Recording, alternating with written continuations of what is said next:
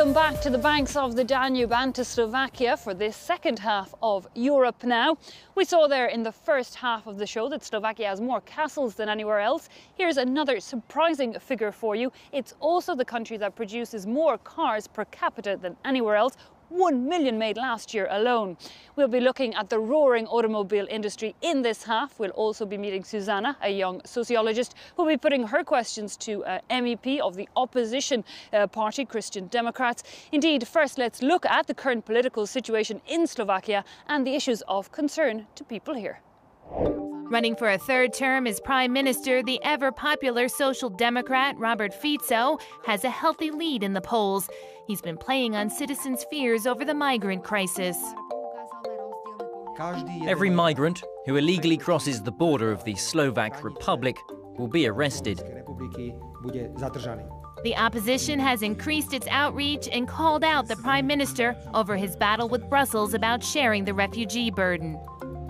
We are happy to be in common Europe, and it means seeking solutions together, not in antagonistic behavior, in blaming the others.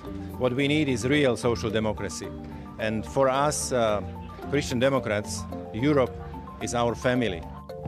But disjointed, the opposition lacks a strong alternative program. There is not so much difference on the issue of migration, not so much difference on some kind of socio-economical issues.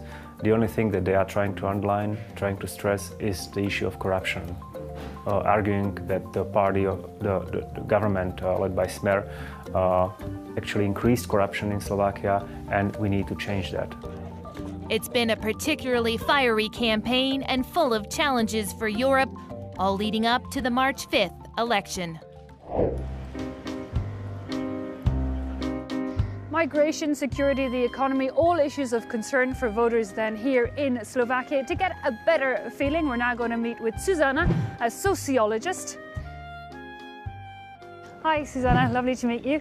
Hey, tell me, as a sociologist, what do you think is really the main concern or sentiment here in Slovakia? What would people like to see change?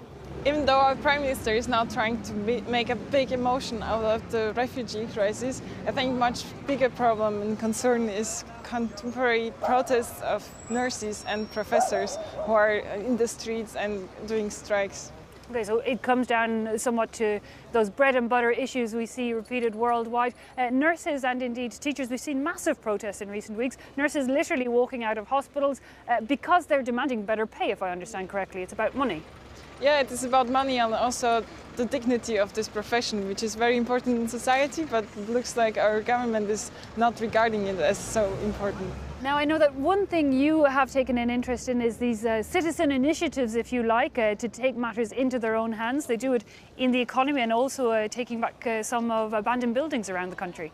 Yes, I really hope this can continue, that old buildings get new faces and the initiatives will take care of this precious heritage that we have. Well, we definitely would like to understand more about that. I believe we're going to visit one example now, a century-old market in the heart of Bratislava. Let's take a look. Built in 1910, this was the capital's first covered market. It abandoned its original function in the 60s, but thanks to local will, has now been revived. Now there's this new movement that brings diverse producers to this one spot. People come every Saturday to share this space and hang out and make this as an opportunity to meet.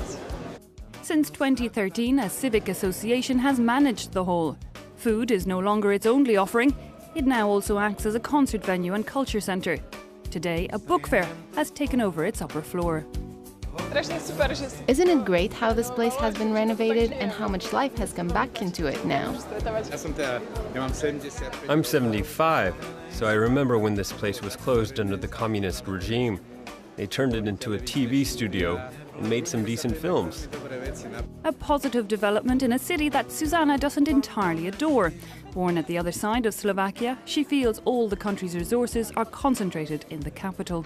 The market is very expensive, but that's the problem with Bratislava also. There's a certain group of people who are very well off, but the rest of people who are not earning money do not have access to such places. It's rare that Susanna treats herself to anything here. Despite graduating with a second degree last year, she has yet to find a job that would pay the average Slovak salary of €700. Indeed, it was a very interesting market, Susanna. Thanks for that. We're going to turn to something else now. Slovakia is the leading producer of automobiles in the world. 1 million new cars rolled off factory floors last year alone. And yet there are some people that still hanker after the old models, like Brano. Morning, Brano. How are you? Good morning. Good morning. How are you? Bonjour. Lovely to meet you. This is Susanna.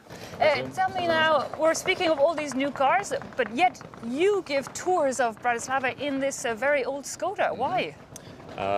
On our tours, we focus on socialist history of the city, and this car is a typical 1970s Skoda car produced in Czechoslovakia during the so-called normalization, and that's why we keep the authenticity of this era in this car. There's still a desire then, a kind of a nostalgia, if you like, for Czechoslovakia?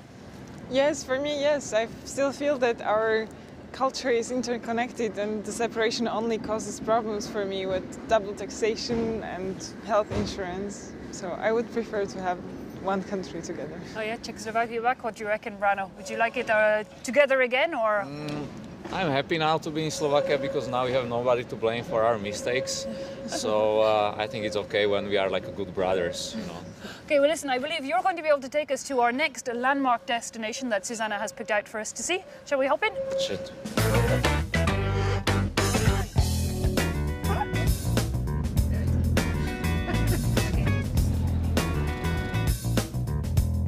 So on the left you can see the first so-called prefab house, prefabrication concrete block of flats, which served as the model for all the other construction in Czechoslovakia. Today around 40% of population live in this type of apartment block. Well, while we check out a few sites, our reporter Johan Bodan has been checking out one of Slovakia's biggest manufacturing sectors. It's the automobile industry. 43% of industrial production in Slovakia is based around it. Peugeot, Citroën, Volkswagen and Kia have all set up shop here. Here's why. With his diploma in hand, Marek settled on the automotive industry as his career choice. It's a growing sector in Slovakia, one that attracts many graduates. Marek has worked at this Kia plant for the past 10 years. It's in Žilina, right in the center of the country. Lots of things have changed. Our initial production was just 2 cars a day. Now we produce 1,400 cars a day. That's enough to show how different things are. Early on, I was an operator on the production line. Today I'm a team leader. 3,800 people work on the production line, and like all specialized workers employed by foreign car makers, their pay is twice that of the average Slovak, about €1,300 before taxes, but it still remains lower than salaries in Western Europe. Foreign manufacturers employ around 18,000 people, but another 200,000 work indirectly in jobs generated by subcontractors. They are worse off. On this very last production line, you can see already produced cars. Half of the brand's cars sold in Europe come off this production line. It produced 330,000 cars last year. The Korean manufacturer has invested €1.7 billion in Slovakia. The biggest reason was geographical position of our country, because then it's very easy to approach Western European as well as Eastern European markets.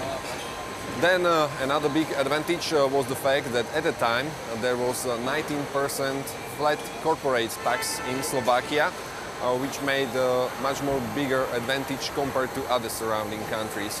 And last but not least, there was a highly qualified labor force here in Žilina region, especially because of tradition and heritage of heavy industry. Slovakia produces the most cars per person in the world.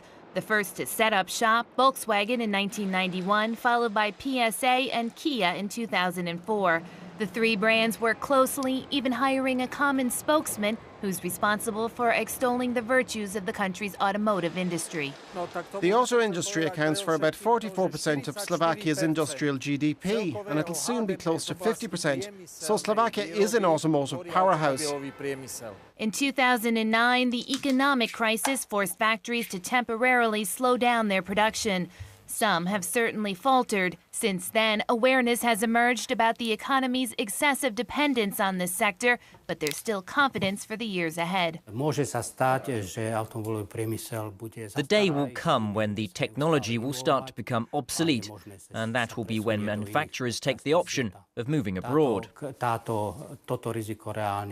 This risk exists, but it will not be news until 10 or 20 years from now, because the manufacturers are still using the latest technologies. Optimism for the future has grown with the announcement of the arrival of Jaguar Land Rover. The company will invest 1.5 billion euros in Slovakia. The first cars are scheduled to roll off the production line in 2018. 20,000 resumes have already been sent. So, Susanna, we saw a little earlier in the show with the old market. You really take somewhat of an interest in abandoned buildings being brought back to life. You've brought us to visit another one here in Bratislava. I'll let you pronounce the name. Zvernovka. Zvernovka. Well, it's a former thread factory. It's where you've asked the MEP for the opposition Christian Democrat Party to meet you. What do you think you might ask him? I will ask about contradictions in his program concerning society and equality, and then about automobile industry in Slovakia because it's so dominant. See if that's a good plan or not. Well, I'm looking forward to hearing the answers. All the best. See you after it. See you.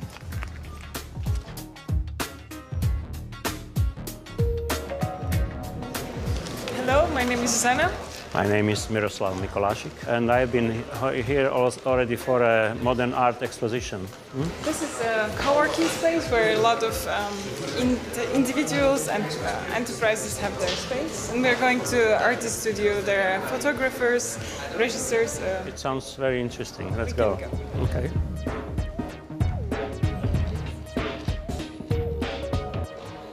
How do you feel about being recognized as an enemy from the side of Slovak government if you're working in Brussels? There have been something mentioned by our Prime Minister that those in Brussels that do not concern the needs of Slovak nation. Yeah. What do you perceive? Look, this is very common in every member state.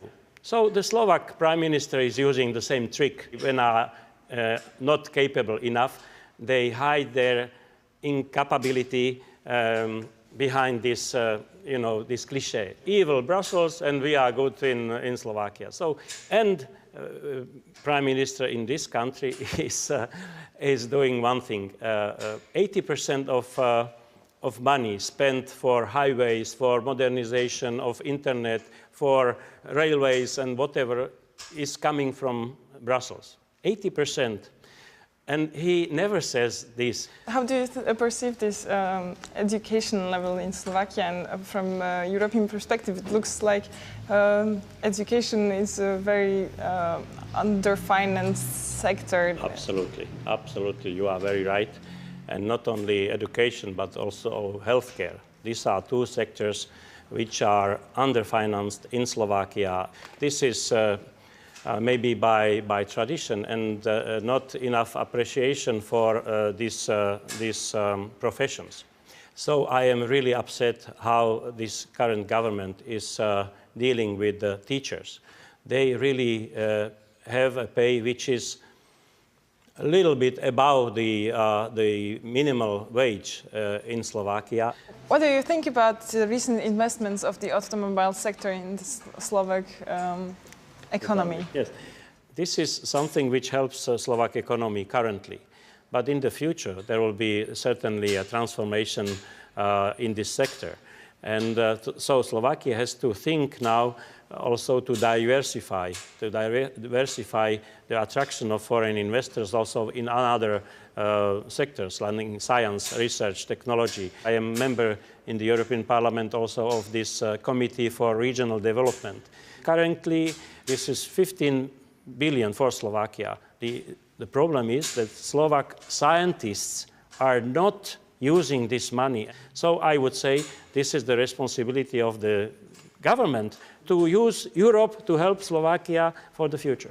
Why aren't opposition parties able to win the elections? Because the center-left parties, socialist parties, Green Party, Social Democratic Party, have merged into one big party run with Mr. Fico. Mr. Fico is an intelligent man after all, and what he did not destroy all reforms that we did 8 years before. And opposition parties, you are right, are divided. Whom are you going to vote? I am a liberal person, and I don't have a party that would represent me in these elections. That's so why you will not vote at all? I will have to consider the lesser evil, as we call it, but it's very difficult for me to vote every time. Thank you for your time, and thank you for answering my question. It was very interesting to discuss with pleasure. I will come again if you invite me.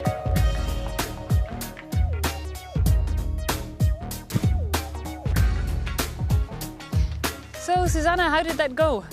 Yes, it was very interesting. I really appreciate that he was open to answer my questions. We're almost out of time in the show, but briefly tell us where we are now, this Freedom Square. It's a very beautiful square with a little bit of socialist architecture, but it's being abandoned, which is a pity, and I think we should do something about it. Susanna, perhaps it's the next abandoned space that citizens will take under their wing and breathe new life into it. It's certainly from here, Freedom Square in Bratislava, that we bring this edition of Europe Now to a close. Take care and see you again next time.